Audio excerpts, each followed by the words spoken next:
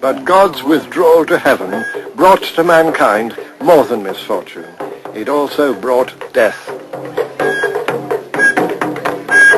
A procession comes down from a sacred cave where the spirit ancestors dwell. This will be the great Dogon dance called Dharma.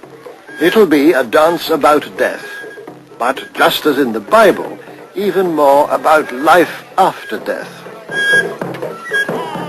Led by elders, the masquerade slowly descends to the village.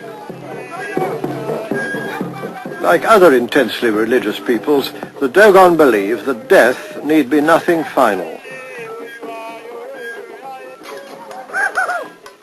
Helped by the intercession of young men trained for the purpose, the spirits of the newly dead can join the community of the ancestors. Each group of dancers in the Dharma pageant represents some part of God's creation, both human and animal, good and evil.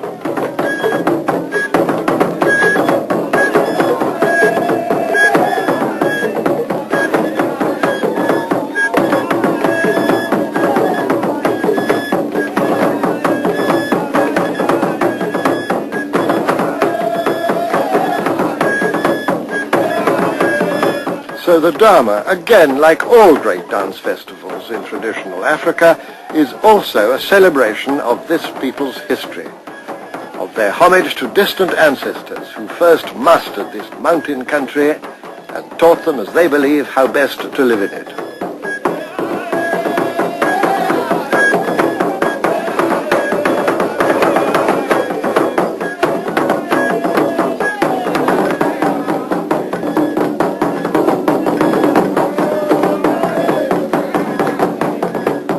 After the first big display, each small group does a set piece of its own. The stilt dancers are thought to portray the long-legged water birds, cranes and herons, which inhabit the banks of the river where the first Dogon dwelt long ago.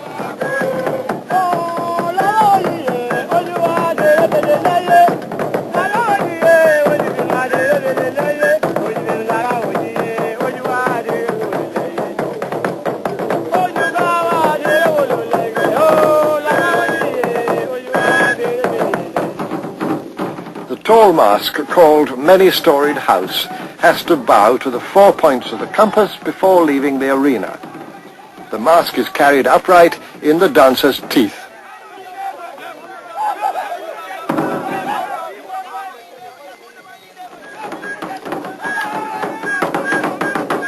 Here, the Kanaga cross mask symbolizes the proud antelope of the Bandiagara country, the spirit of Dogon independence.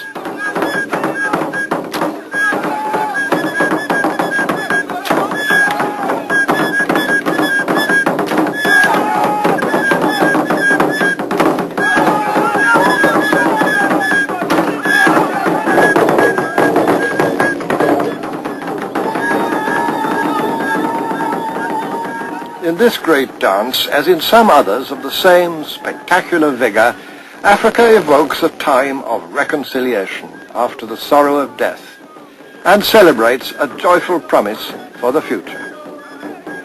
Tomorrow the Dogon will return to hard reality, but the Dharma, in a world that might seem implacably hostile to a less devout people, has reaffirmed their beliefs and ideas. Above all, perhaps, that mankind should handle life as a gift from God, abusing it as little as human frailty will allow.